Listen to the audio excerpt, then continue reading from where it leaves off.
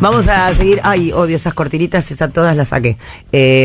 Vamos a hablar del otro día, antes de irme de vacaciones, estábamos contando la historia de no me acuerdo, de Natalie Wood cuando se cayó del barco, y hoy vamos a adentrarnos en el lado oscuro de la luna. Me gusta esa parte, que pongamos esa cortina, en el lado más oscuro de la gente, que uno dice, qué divino, vivís en Hollywood, qué vida divina, cuando estás muy expuesto, Maradona, o gente que la podía pasar bomba.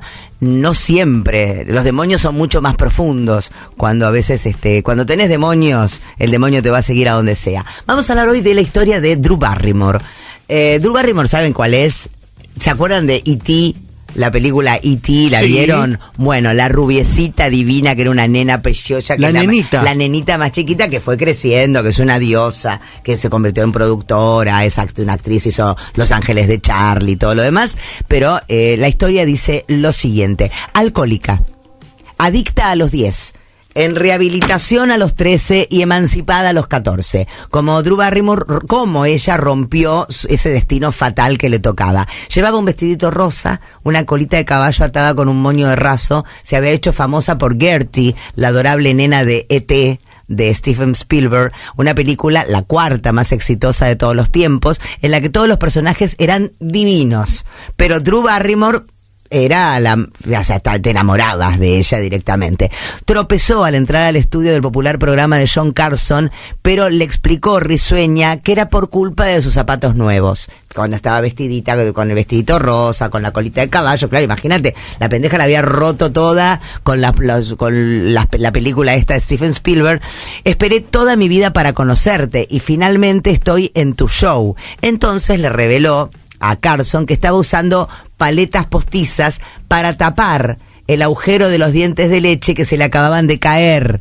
Se las sacó, las paletas postizas que tenía, y las puso sobre el escritorio. 7 años tenía la pendeja, y bueno, nada, el conductor del programa de los talk show de Estados Unidos se murió y el público se enamoró perdidamente de esta pendeja.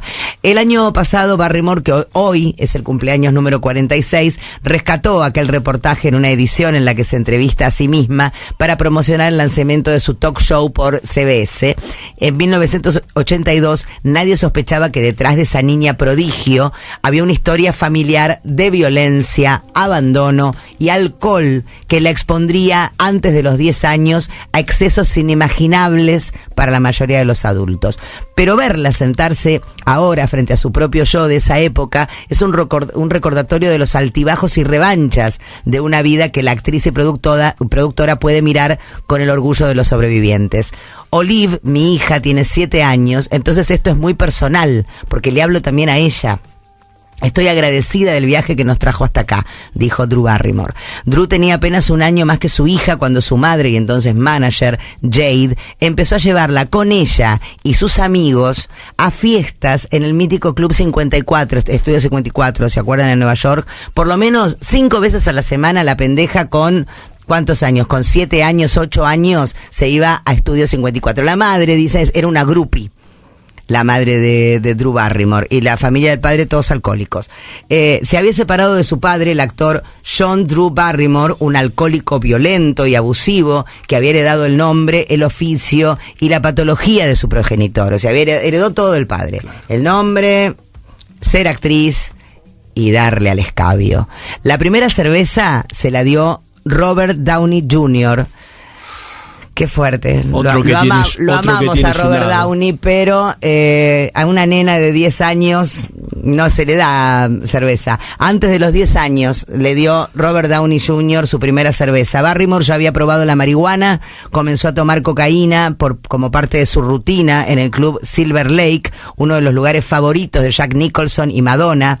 Si el que le dio aquella cerveza iniciática fue Robert Downey Jr., para los 11, Barrymore ya había probado la marihuana y comenzó a tomar cocaína como parte de esta rutina, uno de los lugares, pero vuelve a repetir lo mismo. Nos desmayábamos y nos quedábamos dormidos en el balcón durante horas y después nos despertábamos con dolores de cabeza monumentales por la combinación del alcohol y de haber estado acostados al lado de los parlantes, escribe ella.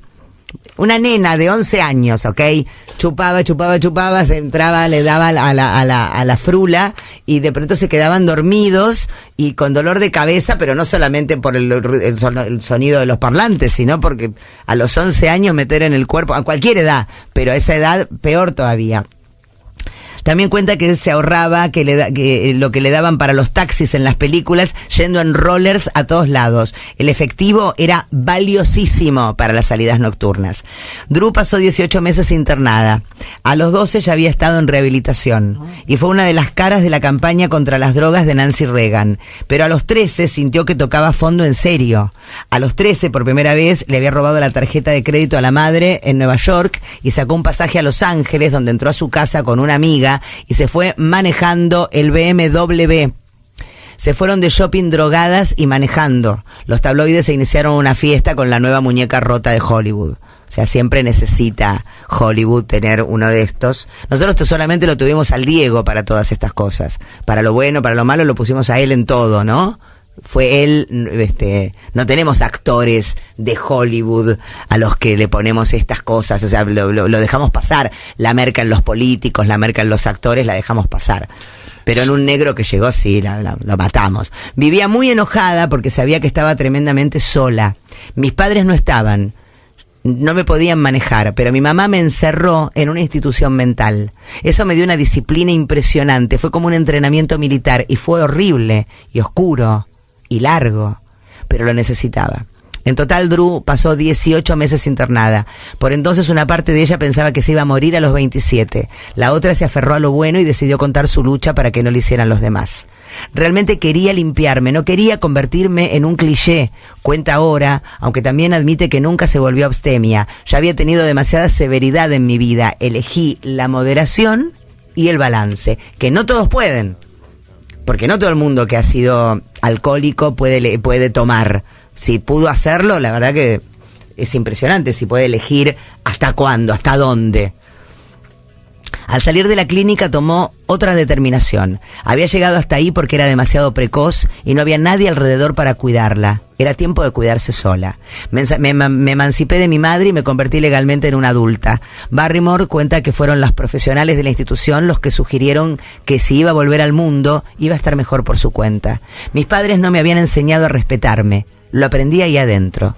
Casi no volvió a tener contacto con ellos y su padre murió hace más de una década, pero en Wildflower dice que se asegura siempre de que su madre tenga lo que necesita. No podría funcionar sin saber que está bien y cuidada. Estoy agradecida con esa mujer por haberme traído al mundo. Por poco ortodoxa que haya sido nuestra vida juntas, no le guardo rencor, porque me gusta quien soy, y para eso fue necesario cada paso del camino.